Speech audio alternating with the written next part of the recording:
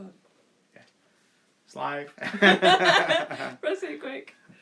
Yeah, it's on. Okay. Hello! Welcome to Get on the pony. different Get on the Pony. Episode 8. So today we're going to answer some questions. Obviously there's a lot going on still with the lockdown. There have been quite a few updates from the government as well. So we thought we'd ask our students to ask us some questions, and we'll go through them and answer them best we can. So with me today is Marie. Hello. It's been it's been a week. Yeah. Still in lockdown. Still working. Week 75. I don't know what week we're on. I'm down to 2 wine glasses. I've smashed 4 now. So I've smashed 4 wine glasses during lockdown. And a measuring jug. That's shattered everywhere. Every damn day. Every damn day. So yeah, we've pretty much had the same sort of week as every other week at the moment. Got a little bit more training in this week, which has been really good. Yeah. So we've managed to be able to kind of go through some of the new kickboxing syllabus stuff, working on that and developing that. We've done some of the awful running, which is awful. Shouldn't learn to fight to run, so the equation doesn't really add up for me. Hello to the guys who've joined us, so Truds, Doyley, Bob, Andy, Joe, thanks for joining us. What we'll do is we'll go through the questions first of all that we've got, and then we'll have a little bit of a Q&A bit at the end. We thought this will probably only be about a half-hour show, but we'll show podcast. It's not much of a show. So we'll start off with the first question. Which is the obvious one, which everybody said is, when will you be opening the gym? So at the moment we're still not sure. We're looking at the guidelines that the government's issuing on. Feels like a daily basis. So we've subscribed to quite a few news articles and things from the government, which Marie reads. Yeah, I get sent them to me. Where's Steve? Steve's not there. I'll be giving him Steve's some grief. I know. Yeah, read this, Marie. Can we train? What? But at the moment, we're not too sure. There's been a couple of things happened over the last couple of days, and people have mentioned opening up in August. Some of this has been based around what Ireland are looking to do. So Ireland are looking to open up martial arts centres on the 10th of August. That doesn't necessarily mean that will happen for the UK and England. It's more England now because Scotland and Wales tend to be doing something slightly different to England. So everything is a little bit mixed up. There have been some good bits of information from some other organisations like Judo, British Judo have put some information out. But at the moment we're not sure, are we? That is better than what we were thinking though, because to be fair, we were thinking September, October. So it has brought it forward to hopefully August, so which is good. So that's better than what we thought. So for the guys who've just joined, it doesn't mean we're opening in August. It means it looks like it could be, but that's been a thing that's been happening. I'm waiting for Usman to send me a message. So yeah, we're keeping an eye on that. There has been a little bit of information around certain governing bodies and organisations that are allowing elite athletes. Marie's been looking at this, so I'll let Marie kind of go through what that does mean and what opportunities are there. So for that, really, it's around kind of pro level. So we are looking into that. You can get like an elite status in terms of a gym, but to be fair, even if we did get something like that, it isn't going to affect them. It's not going to make any change to the majority of members. So we are looking into that, but that probably isn't going to change anything for most people. Yeah, so we are trying though. But yeah, we will keep updates on this podcast so people can kind of see. And if anyone's got any questions, you can always drop us an email to info@bradfordmma.com. But at the moment we're not sure. But there's been some really positive signs and some good bits of information. So one of the things that we are able to do, but I'm not sure how logistically this would work. So 6 people from different households can meet up as long as they adhere to social distancing. We could do It's outside. And it's outside. We could do some training sessions in a park or something. We could go into the cricket field and take some kettlebells. So I need 5 big strong guys. But yeah, so we are actually looking at that as well. Just so that we could meet up with some of the team and get to do some training. But we just don't know what logistically that looks like at the moment. So when the gym reopens, what will change? So this is around the social distancing stuff, isn't it? So it depends what phased approach we're allowed to open. So what we're seeing or what kind of information's out there, if you look at what I just mentioned around being able to do personal training sessions outdoors with 6 people from different households, we'll probably see same restrictions happen for things that you can do within the gym environment. So it'll be probably reduced numbers, and there'll need to be some form of cleaning in between groups of people. So that might change the number of classes we could have in an evening, because we might need to do a full clean before a class and after a class. So that might change how many classes we can have. Yeah. So until there's better guidance and guidelines around that from the government, we're not sure. We can kind of look at what is allowed now, what has been mentioned, but things have changed at such a regular occurrence. It's difficult to say anything for sure. But we may need to also do things like temperature checks. So we're looking at getting one of them non-invasive things. I really want one of them. I think that's going to be really. Everybody walks in, don't like stand still. Right then, proceed. We've only got the invasive ones. Yeah, that's the other ones we've got now. Get ready, husband. So yeah, we'll be very non-invasive temperature checks. Yeah, I'll be doing them. You're not allowed to do any of them because you'll just. I might just zap people. It's really hot. I'll be really hot anyway. Oh dear God. What would we do if Doyley walks in the gym though? Man, we might break it. He can't come in. He's hot anyway. That with Marie, James. That with me. I'm gonna let it go. I'm trying to do this serious. Kissing around. So what else have we said? So yeah, we talked about increased hygiene measures. It might be like we have to make sure everyone washes their hands before they start the class, at the end of the class, and stuff like that. We're talking about everyone bringing their own equipment. So they won't be loaning any gis, any gloves, any shin pads, anything like that. So obviously we have the gym shops. If anybody doesn't have any, they could buy some. But that's the alternative. They buy some with us, or they buy some elsewhere and bring them. But if you haven't got any, you won't be able to train. Yeah, and I think a lot of martial arts clubs do this now. I think it's something we should have been doing a long time ago, to be honest.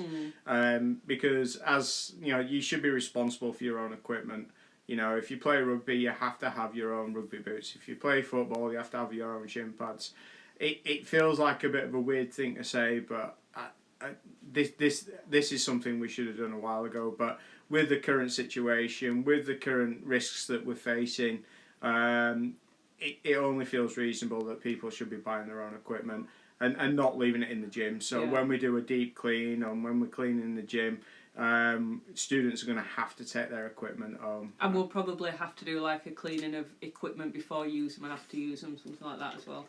The thing is, like, Japan do this now, so this isn't something that has kind of knocked us out of left field. So this is something we've been looking at. We do clean the pads, we do that kind of thing at the moment, but we just probably need to spend a little bit more time, between sessions cleaning them as well. So and probably more frequent deep cleans of the gyms. Because obviously we clean it, but maybe we need some more frequent deep cleans, like once a month, something like that. Yeah, and this is new for a lot of clubs. So you can see a lot of clubs now, actually, getting specialist companies coming in and in hazmat suits and spraying stuff down and things like that. Well, to be honest, a lot of gyms previously didn't even spray the mats. At least we did that, didn't we? Yeah, and wiped equipment down.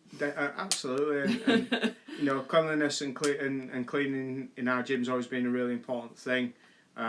This is the worst podcast ever, isn't it? You know, we've always sprayed everything. We've always insisted that things get wiped up straight away. But you know, at the end of the day, it's for our students. It's keeping our students on the mat healthy, and so they can go home and actually, you know, go home, enjoy the class without the risk of, you know, not only sort of COVID and all this kind of stuff, but just the usual things that affect gyms. So yeah. Have you been looking at any improvements? So yeah, I think a few people have probably already seen that we've started throughout the lockdown. We've been reviewing the kickboxing program. So for the last, I don't even know how many years, people have kind of asked about grading and that kind of thing. And it's not for everyone. You know, people don't have to grade, but some people do. So we've made some big improvements to our kickboxing program.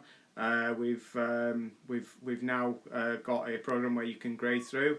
That doesn't mean we're going to do the grading like maybe like some other clubs where it's like, you know, just, you know, I don't know, like doing karate lines and chops and that kind of thing. Marie went through the first one, so we tested that. Which That's terrifying. Yeah, you know, which just because I'm not used to it. Yeah, you know, and it's not. It's one of those where, you know, if you're going to teach, you should be able to teach the right technique or the technique that works for the majority.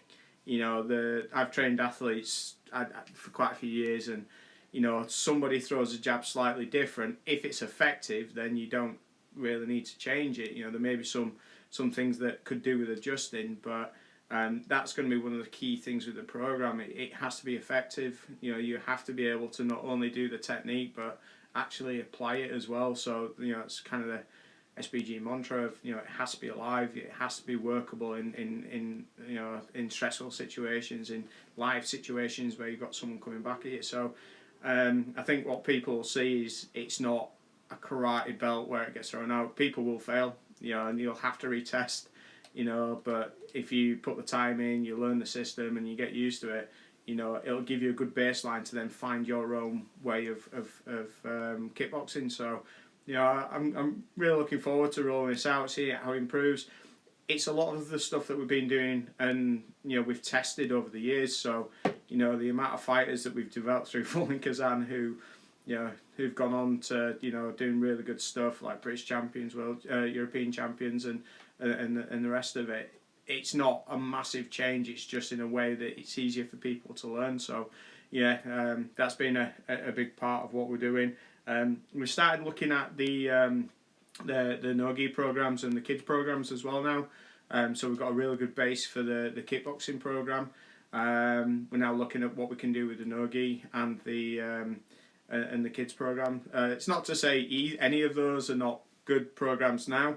But we're always looking at ways of improving. We're always looking at the, you know, things that we can add into those programs, you know. And we don't normally have the time to look at them either. No. So your work has calmed down a little bit now. So that might be the chance that we can actually sit down and go, right, what would we like to do? Yeah. What could we do differently that we've kind of always fancied doing, yeah. but we've never had the chance to put it in place? Absolutely, and we've got some great resources as well now. So not that we didn't have before, but you know, we've got some really good resources. Which we can kind of look at and compare what we're doing, and you know, does it work? Do we need to change something? So, you know, it's exciting. I think, you know, martial arts, and especially with the new martial arts that we're doing at the moment. Well, every martial arts it progresses, it changes, it gets better. You know, it's like cars, it's like planes. It's, you know, you can't expect something from, you know, 1902 to be the same as today. You know, it's got to change, it's got to improve. So. For me as a coach, it's exciting. I'm really enjoying doing it. The kickboxing one, you know, and doing the first test. Obviously, we need to do a bigger test with different people, but you know, I think, yeah, it's fun times, good times. Okay, so next question: will you guys still be running the morning BJJ lessons, and will the evening structure be the same? Okay. You want me to say that? Do you want to start? You go. I feel like I've been talking loads. So the thought process at the moment is that when we open again, we're not going to do the morning sessions straight away. We're going to review the demand for each class and how it works, and we're going to make some adjustments, but we can't say what they'll be at the moment. So initially the morning sessions won't be on, and then we're going to look at if and when we reintroduce those. Is there anything else you want to add to that? No, you know, we have enjoyed like running the morning sessions, but we have to be a little more practical on kind of how much time we can put in at the moment. Like, my work is still quite busy at the moment. Marie is finally looking for a job. I have a part-time job. Can I just say, I have a part-time job, and it was running the gym as well. Yeah. So you know. So I mean, the gym closing financially did affect us. So He's making me go to work. Yeah. So we've had to look at our personal life as well. So, you know, and it's one of those where we need to make some adjustments as well, just to make sure that we're not putting ourselves into bankruptcy. But you know, it's all good stuff. I'm just sorry. Usman's just put a question. I don't know if you want to answer it now or I'll add it on to end. We'll add it on to the end. Right. Okay. Yeah. Thanks, Usman. Okay. So. Poor Marie. Don't encourage her, Andy. Oh, thanks, Andy. I knew you'd be nice. You don't have to live with her 24/7 all time. There's no break, Andy. I can't wait for this lockdown to end. Okay, right. Swiftly moving on to the next question. Is there any chance we can open the gym on a fight team member only basis to begin with, or something along these lines?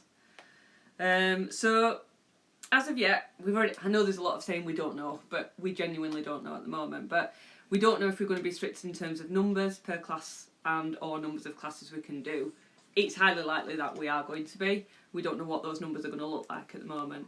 But, you know, we've been talking, and we want to give priority to the students that have continued to support us all the way through, up until us actually suspending everybody's payments. We really appreciate so many members did this, and a number of them got in touch after we suspended all payments and said they'd be happy to carry on paying. Now that blew us away, really. We really appreciate that. That was just absolutely fantastic. So if there's anything where we need to give priority to certain members, they're going to get it first. It's only fair. You know, we also need to be practical, because when you think about, we've been closed since March the 16th. Obviously, people were still paying the fees. Some people cancelled, and then we reduced them, and then we suspend all payments. So there's been a significant amount of time where we've not been receiving any income in terms of the gym, but we've still got the costs. So we're still paying the costs at the moment. We haven't got any kind of government grant or anything like that at the moment. So we need to be practical, and we need to look at the parts of the gym that make us money. So we need to, so that we've got a place that everybody can train, because we want everybody in the gym, you know, as soon as we can, because that's what we're missing. You know, we miss seeing everybody. We like having somewhere for everybody to be. It's a place for everyone. And we don't like to put that emphasis on money, but unfortunately the fight team isn't the most profitable part of the gym, and it isn't what keeps the gym going. So appreciate the question, absolute valid question, but it's just, we need to look at, you know, what brings the money in so we can pay the bills, so we can get as many people in as possible. Yeah, and it never has been about the money. You know, I think this is hopefully something people kind of see at the gym, you know, the amount of time, energy and effort that we put in, you know, how we kind of price what we do. It's, you know, I think it's very reasonable for what we give back to our members. It does feel, you know, it's been humbling kind of seeing some of the guys and gals who got in touch and said, I'm happy to keep paying my, you know, 40 odd, 47, whatever the number was, a month. And, you know, part of the reason why we stopped the payments is everyone's in the same position, but those who, you know, who were able to kind of carry on helping us, we really appreciate it, and it did mean a lot, you know. Like Marie said, we've still got 100% of our outgoings. You know, we're not eligible for a grant. We're not eligible for anything like that. So we are paying 100% of our outgoings per month. So, you know, the people who were able to help us, we'd like to say thank you, and we you know, that'd be something that we have to do. Unfortunately, fight team and fighters, that isn't the profitable part of our business. We love doing it. You know, we love like training people. We love taking people to events. Like last year, you know, we spent so much money taking people all over, but we're at a point now where we can't afford that. we can't afford to have that same outgoing because we don't have the money coming in. Marie's having to work. I know. You're making her work. But yeah, I mean, I do work. I just want to point that out again. But yeah, hopefully that makes sense. Now, with the restrictions as well, one of the other things that's been hinted that you'll be able to have groups of people, but those groups of people will only be allowed to train with one another. So you'll have a group of 10 who can train together, a group of another 10 people, and only those groups can train together. If someone in that group gets sick, that group can't come in. All that group has to self-isolate. And these are the things that we're having to look at on a constant basis, where even if we did get a group, there's a risk.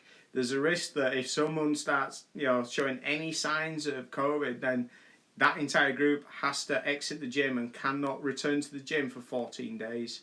So, yeah, we are keeping a close eye on this at the moment. There's a lot of logistics involved in this. Yeah, so. yeah. So that's the other thing. Yeah, so hopefully that answered the question, but we do appreciate all our students. I know, absolutely, yeah. In the past we've been known as an MMA gym, and we've been known just as a fighters gym, and we're not that anymore. We're so much more. We've got a great club, not just fight team, but we've got a great club. We've got some people from every community in Bradford. It's amazing. Being in the gym. This is why. We want to keep the gym going. This is why we're just absorbing the costs at the moment. We are looking at like loans and things to see us through because we want to keep the gym open. We're really proud of what we've done.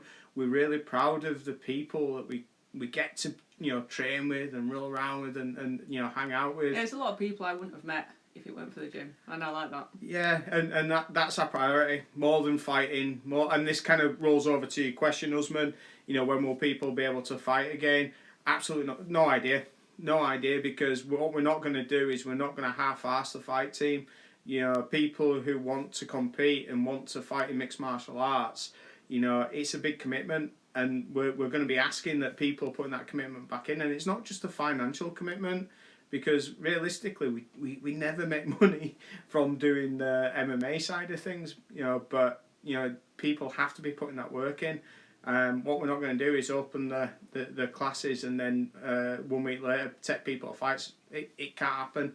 We've got some really good standards which we want to keep going. Yeah, it depends on when people come into the gym. It depends on the fitness level. It depends on the skill level. It depends on what events are out there. Yeah. It depends on a lot of different stuff. It depends on what classes we can be putting on to see and make sure that the fighter gets the fight camp that they need. So too many variables to kind of say a date. Yeah. But it's a good question, Usman. Yeah, it really is. And one of the things that we need to consider is the everyone who holds an event is no longer working. Those people are not bringing in an income either. So I think when things do get back to whatever normality it'll be, then we'll have to see who can afford to put an event on. Yeah. Who can afford to go to an event? That might change the dynamics of who's able to fight as well. So there's a lot of things that it's hard to answer at the moment. So hey Stu, you alright, buddy? Okay, so what happened to the Zoom classes? So it was just time basically, more down to me, so apologies for that, guys. We'll never use Zoom ever again though, just let's get out of the way. Zoom's the devil. we will find a more secure platform. But yeah, just with my day job, it's been really difficult to just find any time at the moment. We're classed as essential workers because we do support a lot of different communities in the Bradford City Centre. People who are dealing with substance abuse, with just everything. Anyone who has needs help, may need somewhere to live, someone who needs support to work through an issue. That's what my company does, and we've asked everyone within the company to work in a very different way. So I work in IT. I'm the head of IT for that company, and we've had to get 310 people working remotely, which has been just absolutely crackers. Putting in systems in place that are safe, secure. So There's been a lot of 16-hour days to do that, but things are now settling down a little bit more. Got a couple of exams that I need to finish off for work, and then we'll look at getting something started pretty soon. But yeah, thanks to the guys who came to it. I think the guys enjoyed it. We'll make sure we get some more videos on SBG Online as well. We have been a little bit quiet there as well as doing the Zoom classes, but that's the same reason though. It's the exact same reason. It's just time. That's also one of the reasons we suspended all payments, because in all good conscience we couldn't justify taking payments when we couldn't provide any kind of class facility. It worked for us in terms of reducing the membership and thinking, right, we'll reduce membership and we'll give online classes, and that made sense to us. When we couldn't commit to that either, that's when we thought, right, we just need to stop all payments now, because it doesn't feel fair. Yeah.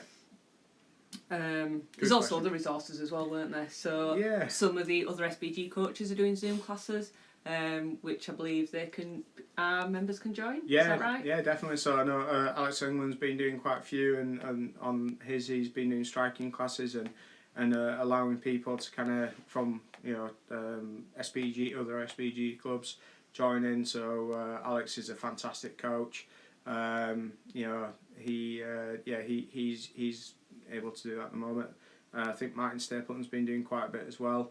But yeah, we are looking to get a few more bits up and going, just so that when we do land in the gym, we're not all absolutely ruined and unfit. Shock to the system. The SBG Online's got the yellow belt kickboxing syllabus on there, so that's something for guys to start thinking about and working through, so that when we do get up and working, if people who've put the last sort of 6 months in before we closed in, they could definitely start.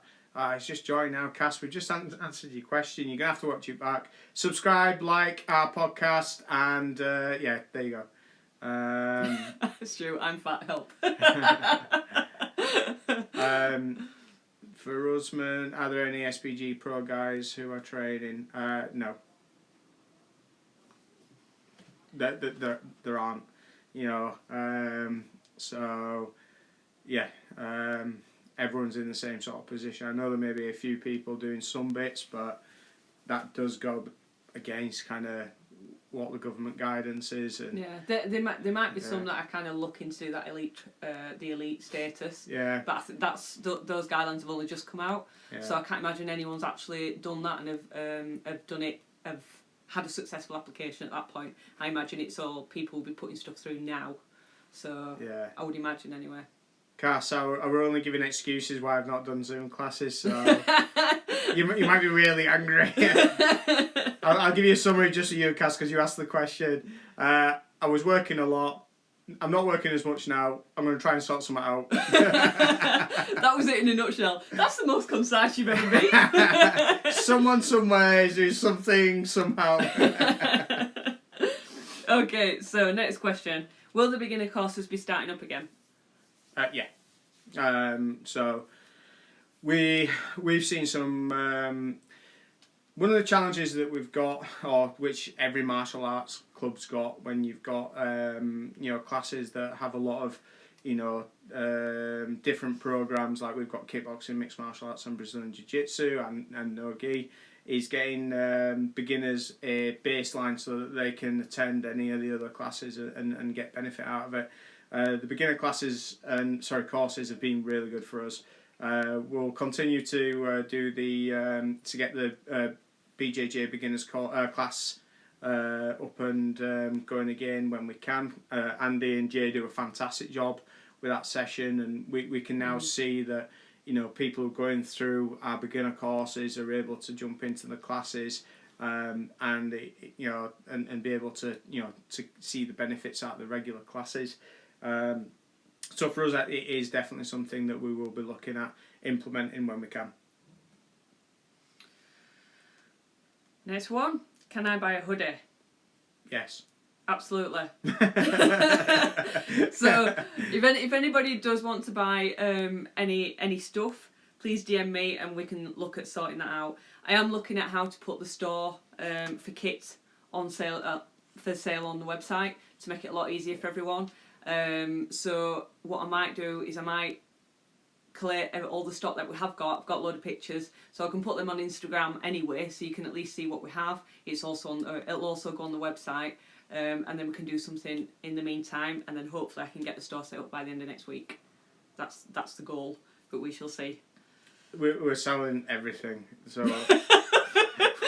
whatever you need right now, sexy pictures of me, little bits of my hair, it's all for sale. We need the money. But yeah, we have you can buy hoodies and hats, and I don't know what else we've got, to be honest, but it's all for sale. What's Andy put? I guess it would be tough for MMA to be recognised as an elite sport by the relevant government agencies who make the decisions. Not saying that that's fair, but it could well be the reality, I guess. Absolutely. And one of the things that the English mixed martial arts are doing now, are looking to get that recognition for mixed martial arts in the UK, and that'll make things so much easier.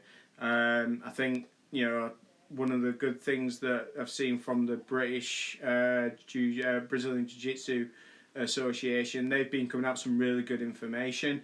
So, we've been kind of keeping an eye on those guys and some of the other groups on what they're thinking will be the first stage of getting back to running gyms. So, these are all things that we've got. Everything we do is pretty much a young sport, so it doesn't have the government, our government backing it at the moment. So we're not sure, but we are keeping an eye on it. What's stupid? I know, it really made me laugh. Can I pay someone to slap pizza out of my hands? Yeah. Tenner. It's a tenner that way. £2.50 petrol. £12.50 altogether.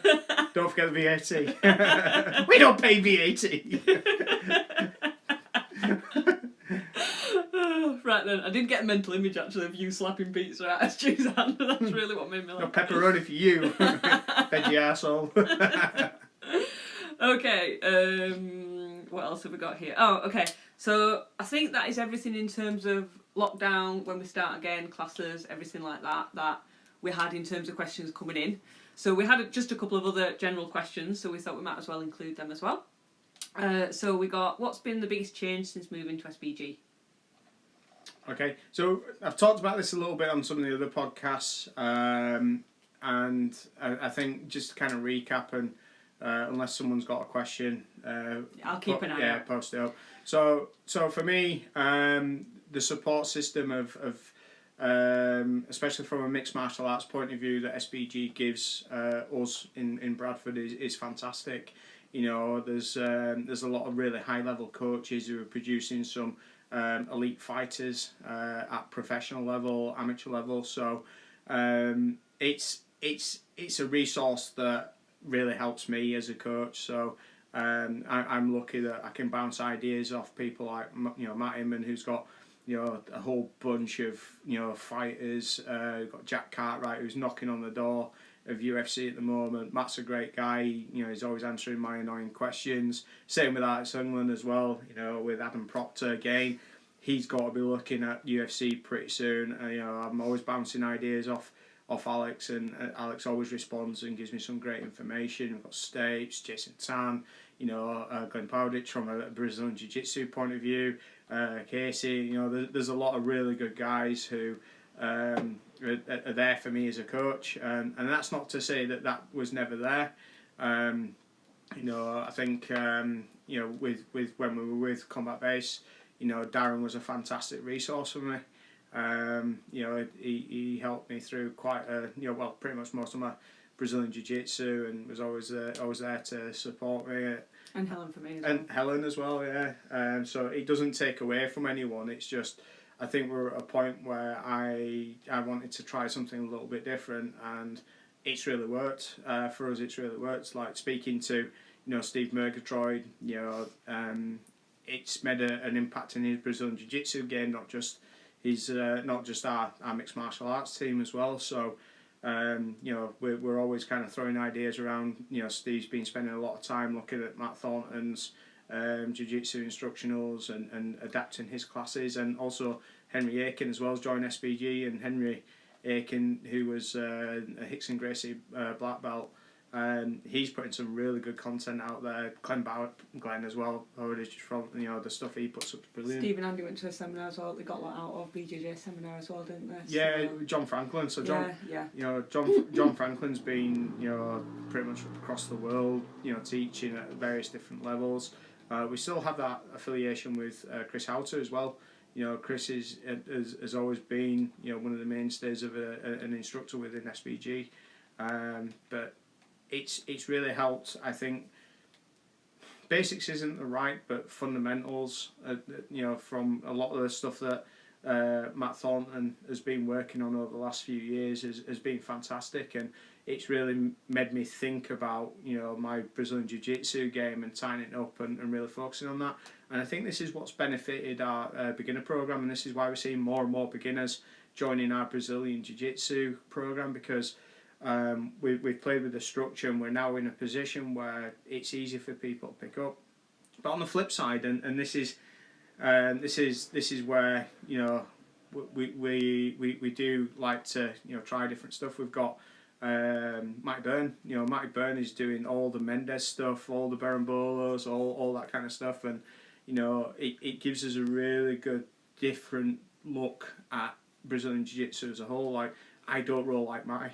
Me and Steve, we are rolling a little bit different, but we're a little bit similar. But his judo now, so if we look at kind of the stand-up game, he's been focusing on his judo, so I'm more of a wrestling base, so we've got multiple bits of information for our students which they can pick up. And I think this has always been something that we've done. I've always insisted that different people coach classes within Full and Kazan and SBG Bradford, because my way of doing something might not work, but Matty's way may work really well for someone else. I think we've always had that, but we've got more resources available, and more people who are helping me as well as a coach.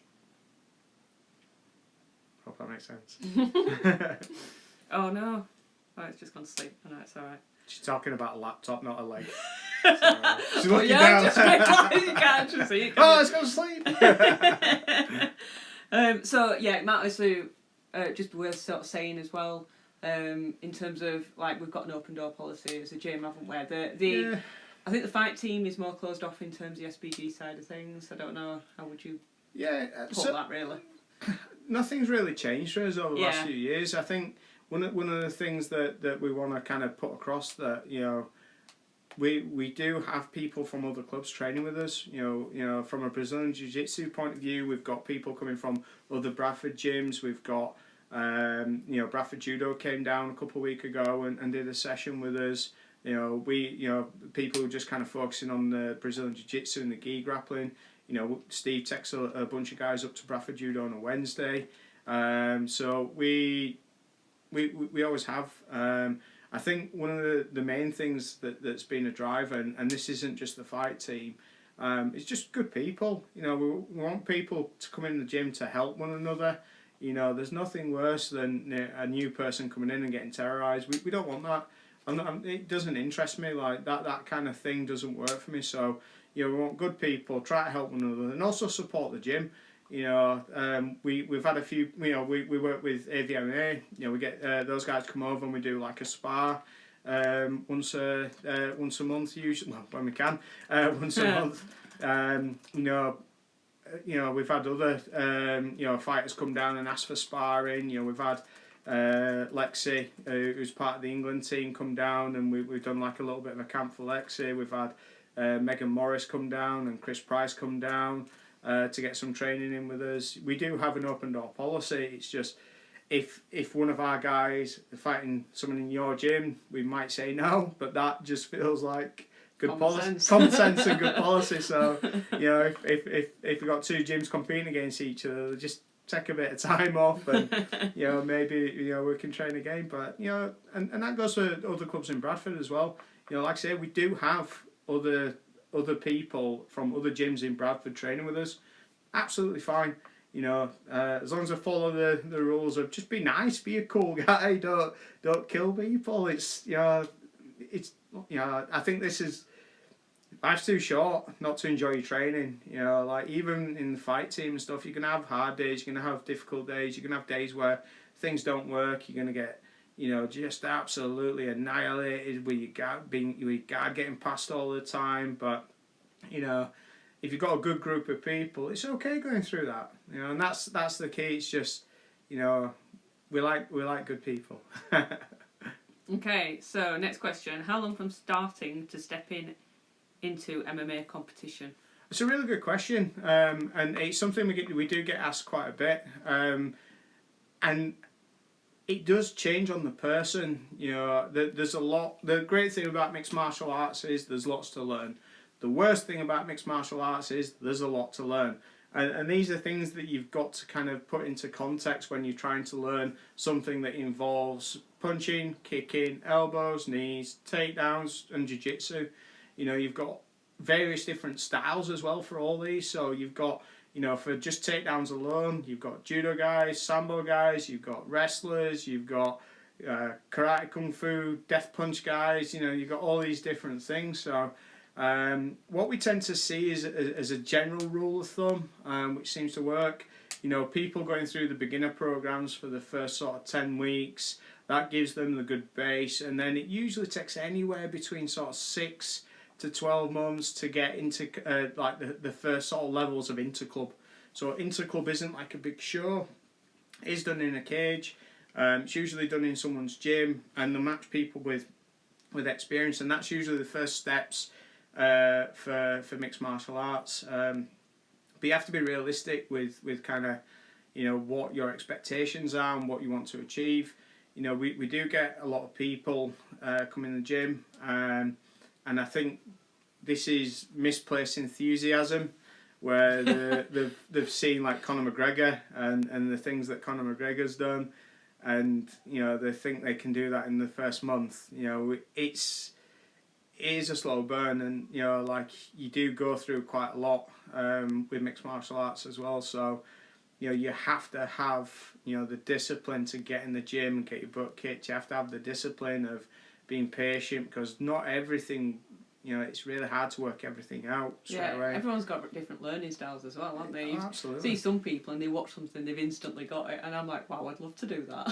Yeah. Got to watch something like 500 times, try it out about 1,000, then I might remember it once. Yeah, there's no exact formula. Like I've had some guys who've come with some sort of combative or martial arts training, and it's taken them a lot longer to get to a position where they can deal with all three elements of mixed martial arts. So they can strike, wrestle, and grapple. If you can just strike, that's great, but chances are you're going to just get taken down, and it's going to be pretty bad. If you can grapple, then you know you need to be able to take the person down, and if you can't take the person down, you're just as strong as your weakest link in your chain, weakest link in the chain. And that's it. It's not to take away previous experience, but it's to be able to do all three, or be able to have something for all three, and that tends to be the most difficult thing for people to get their head around. But yeah, so usually, you know, if you get a couple of, you know, like sort of 3 to 4 times a week, you know, you go through the beginner program, usually 6 to 12 months.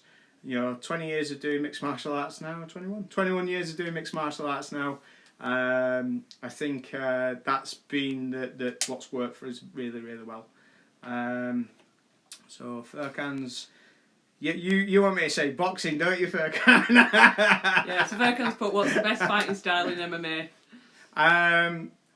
So what I think will be really interesting in the next sort of 10 years is, I think mixed martial arts will become its own fighting system. So I think you know, you will have just kind of you will still have boxers coming into mixed martial arts and wrestlers coming into mixed martial arts, but I think we'll find that you'll start seeing younger athletes training just for mixed martial arts, which I think will be really interesting.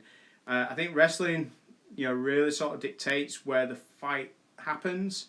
I think, you know, that really seems to play a big part of mixed martial arts currently.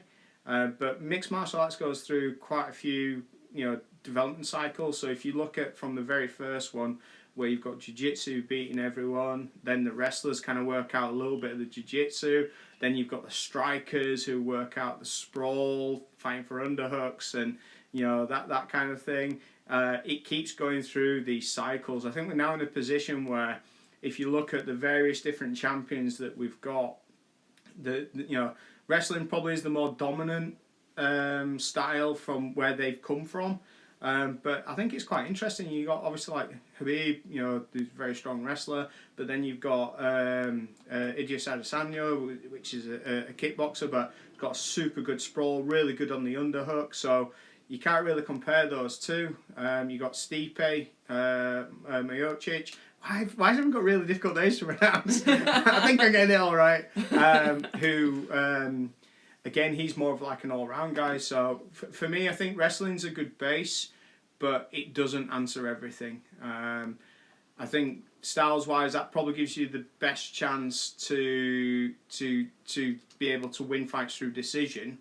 It's not necessarily the best finishing style. So I think as we develop within judges, so judges get a little bit better, I think the wrestling style may have not as much of an effect on the scorecards. So I've judged quite a few times, and I've seen people, I've been part of decisions where I absolutely disagreed with the other two judges because a wrestler took someone down. The bottom person just laid elbows and just actively fought, went for submissions, and for me, you have to give that fight to the jiu-jitsu guy. He's causing more damage. He's landing elbows, landing strikes. But I think we're still a little bit behind with judges at the moment. So there we go. Hope wrestling, but boxing's good. Well, if you go back to kind of like Bruce Lee. So Bruce Lee, and this is where wrestlers started dominating. Wrestlers became dominant because they were able to box. You got people like Randy Couture, Don Fry, you've got Mark Coleman. They weren't throwing kicks, they weren't doing any of that sort of thing. And they went through a period where they were able to dominate most people. Bruce Lee said this back in the 70s. If you get someone who boxes a year and wrestles for a year, they'll be able to deal with most martial artists, most high-level martial artists, because of how boxers and wrestlers train. I think what we're sort of seeing now is, and this is where you see the progression of mixed martial arts, just being a wrestler who can punch is great until you start getting calf kicked. Now, calf kicks are quite a recent thing to mixed martial arts. I was talking to Ian Butlin a few years ago, this year actually, when Ian came over to do a seminar for us. He mentioned that the calf kick's something he's been doing for a couple of years because he's a commentator on M1, which is the Russian mixed martial arts show, and he saw calf kicks back then, so he's been drilling these. So I got him to come over and teach the guys how to line up the calf kicks. So we got a session. That really good session. I enjoyed that. Cool. So Catherine's Port, where do you see SPG Bradford 5 years from now? I think it's really hard to say where we're going to be 6 months from now at this point. Floor 1. We'll be on floor 1.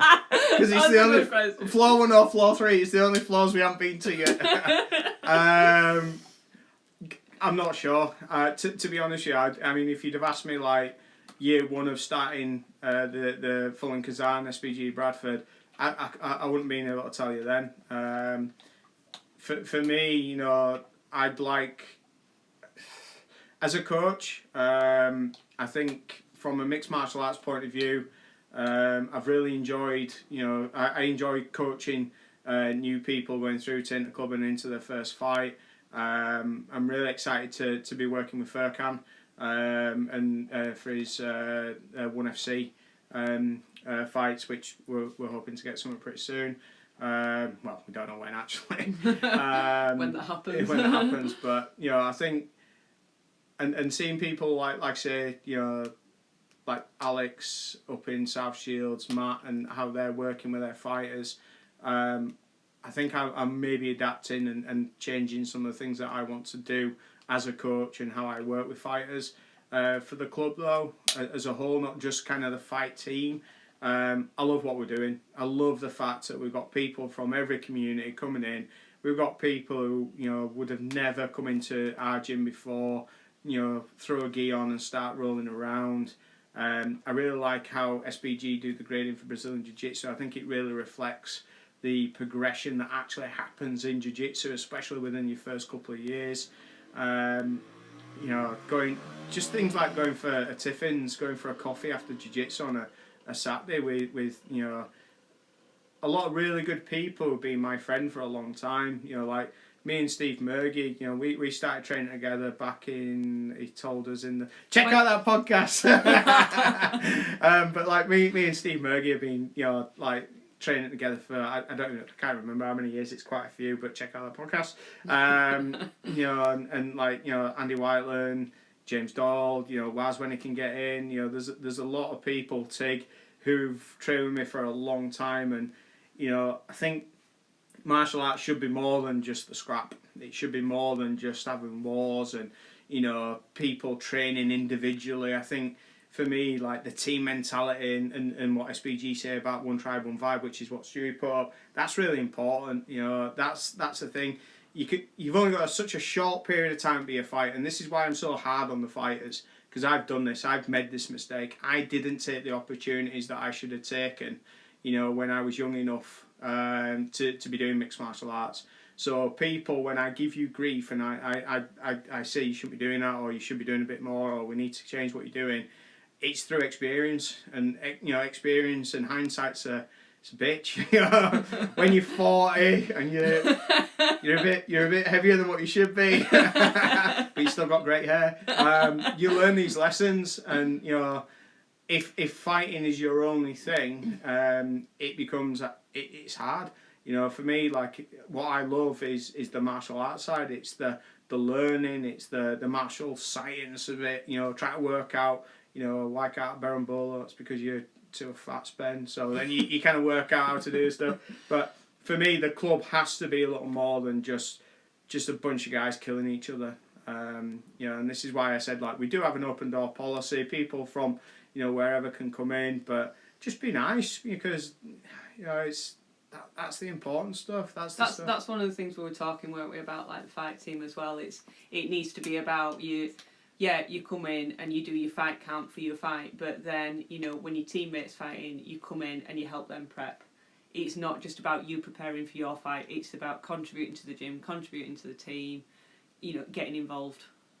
Yeah, and that, you know, that's it. Like, it can be a single person. You can do this yourself. So mixed martial arts, you could absolutely do like boxers do. You know, you could have your own little camp. You can pay for people to come and spar with you. You pay your coach to coach you through camps and things like that. But that doesn't interest me. I like the team mentality.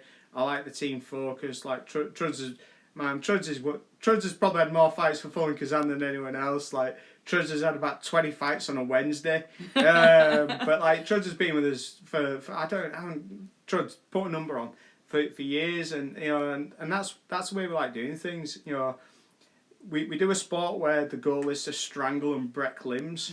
You know, but if that's how you train and that's what you do, that every day, then it's limited. You're going to limit your training. You're going to limit what you're going to be able to achieve. And you know, I just like what we're doing. You know, and this is why we're trying to keep the gym going. This is why we want to do this update, because you know that. There have been, you know, clubs closing, and it's hard. It's really, really difficult running a gym. You know, it's a lot of financial investment.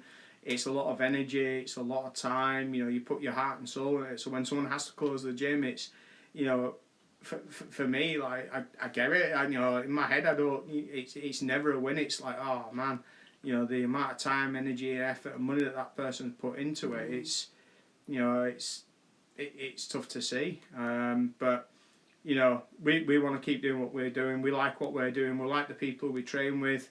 You know, we appreciate all the support. Absolutely, it's been fantastic. Yeah, the guys who are coming from other clubs and doing a bit of training with us, it's brilliant. It gives us different looks, and you know, it's fun. But yeah, I don't know if that answers the question. I forgot. I just want to stop you talking. Just stop talking, because we've got like 3 minutes left.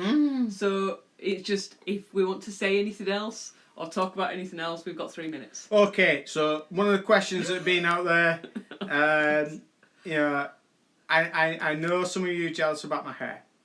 Okay? Tough. Alright? You're just going to have to get over it and just chill out, right? Buzz cuts are not just for convicts. Okay, hashtag. You ain't got a buzz cut. I know I am, but other people haven't got the same style as I've got. Okay. Whatever. So just before you go off on one again, so just a couple of things that I wanted to mention is please subscribe and like the Fight Coach on YouTube. These podcasts are all put on there, and there's also a lot of other stuff that Spen puts on. So I think it'd be really useful if you like it, you might enjoy it. So subscribe it and try it. Rate us on iTunes because that helps the podcast. We're also on Spotify, and I think that's everything I needed to say.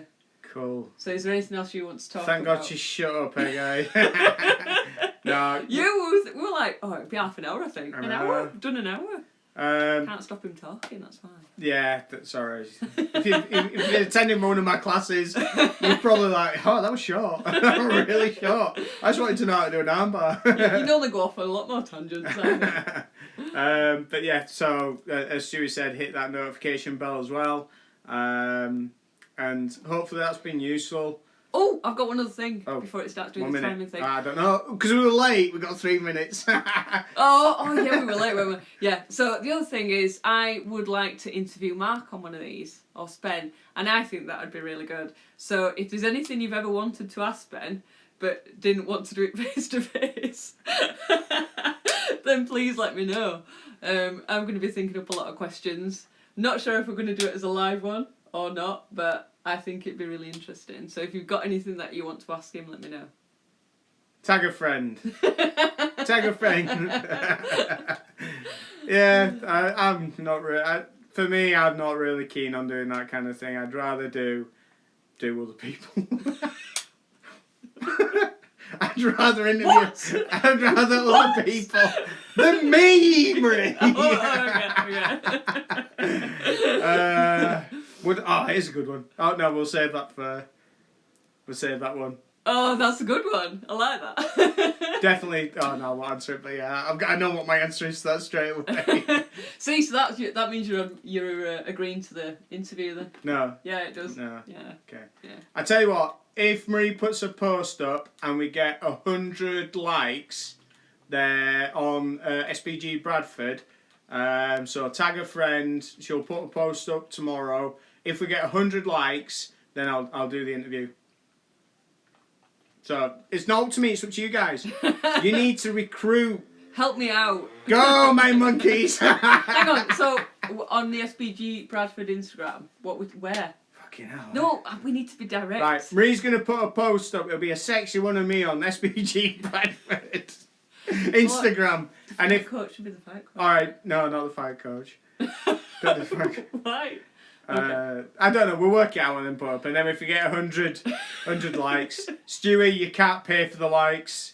All right, if Stewie's doing this, 1,000 likes. No, 100. You said 100. Committing to that. I know what Stewie's doing. But yeah, and hopefully that's been useful. Yeah. And I know, like we've said a couple of times, we don't know. If there's anything we've not answered or you think about anything afterwards, you can always email, like Mark said, to info@bradfordmma.com. Yeah. And then if we get quite a few, we might do an update like this, or we'll answer it individually anyway. So do feel free to let us know if you've got anything else you want to ask. And let us know if this is useful. Yes. So if this has been useful, or if you've just wasted an hour of your life, which we can and never you wish give you you'd back. rather have been in sun. Yeah, just let us know that as well. So let us know if it's been useful. Let us know if it hasn't been useful. And I think that's it. We've got 56 seconds left. Don't know what they're doing on the cricket pitch, but They look like they're preparing again. I just know they're going to start cricket before we get to go in the gym, which means I'm getting arrested. On that bombshell, we shall leave it. There's 2 of them. Oh, one's carrying a case and a wire. That looks a bit odd. Ben, it's not funny. It's not funny, Ben. I tell you, if cricket starts and we're still in lockdown, I'm not gonna survive it. I'm gonna go work. Yeah, cool. All right. Don't give him ideas, Stu. Don't give him ideas. Right then, thank you very much, everybody. Cheers, guys. This was Get on the Pony, and we shall see you next week. It's time to get off the pony. It is. Bye. Everyone pretend to get off the pony.